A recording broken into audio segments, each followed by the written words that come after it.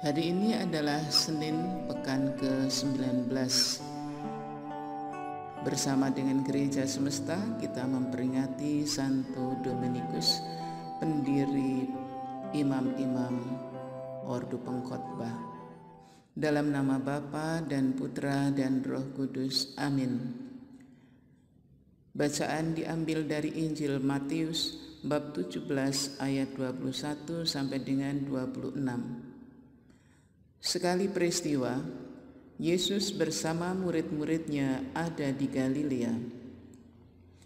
Ia berkata kepada mereka, "Anak manusia akan diserahkan ke dalam tangan manusia. Mereka akan membunuh dia, tetapi pada hari ketiga ia akan dibangkitkan." Maka hati para murid itu pun sedih sekali. Ketika Yesus dan para muridnya tiba di Kapernaum, datanglah seorang pemungut pajak bait Allah kepada Petrus dan berkata, "Apakah gurumu tidak membayar pajak 2 dirham?" Jawab Petrus, "Memang membayar." Ketika Petrus masuk rumah, Yesus mendahuluinya dengan pertanyaan, "Bagaimana pendapatmu, Simon? Dari siapa raja-raja di dunia ini memungut bea dan pajak? Dari rakyatnya atau dari orang asing?" Jawab Petrus, "Dari orang asing."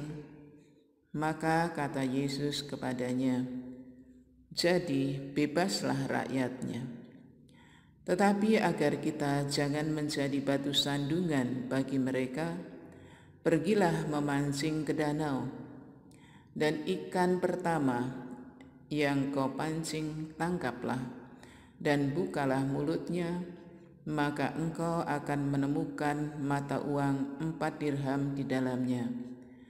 Ambillah itu dan bayarlah kepada mereka, bagiku dan bagimu." Demikianlah sabda Tuhan. Terpujilah Kristus.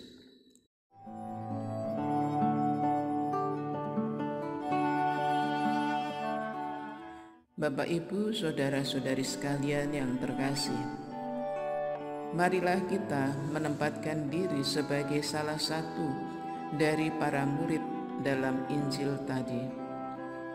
Kita pasti sedih mendengar langsung dari orang yang kita kasihi bahwa Yesus itu akan dibunuh orang. Kita bertanya, guru kami yang sebaik itu, menyembuhkan orang sakit, memberi makan orang banyak, orang buta disembuhkan, bahkan orang yang mati saja dibangkitkan, dan lain-lain. Kurang apalah guru kita ini?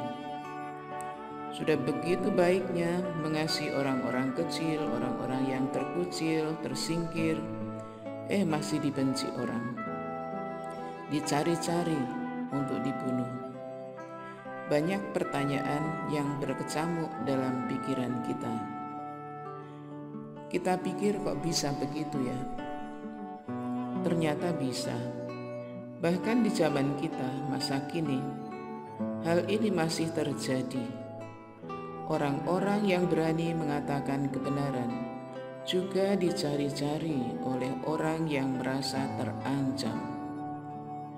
Tak terhitung banyaknya orang yang menjadi korban, dibunuh karena menyatakan kebenaran. Dalam kitab suci, kita mengenal nama Yohanes Pembaptis. Dia dibunuh oleh Herodias yang merasa tersinggung gara-gara ia mau diperistri oleh Herodes, padahal dia adalah istri Filipus. Kita semua ditantang sebagai murid-murid Yesus untuk hidup di dalam kebenaran, meskipun risikonya kita bisa disingkiri atau disingkirkan oleh sesama kita. Marilah berdoa. Tuhan Yesus, Engkau telah memberi teladan untuk hidup seturut kehendak Bapa. Engkau tahu risikonya, Engkau tetap mewartakannya. Berikanlah kami semangat-Mu agar kami berani setia untuk hidup benar. Amin. Dalam nama Bapa dan Putra dan Roh Kudus. Amin. Terima kasih Bapak Ibu, saudara-saudari sekalian, Anda sudah mendengarkan renungan ini. Semoga bermanfaat. Salam dalam cinta hati Yesus yang berbelas kasih.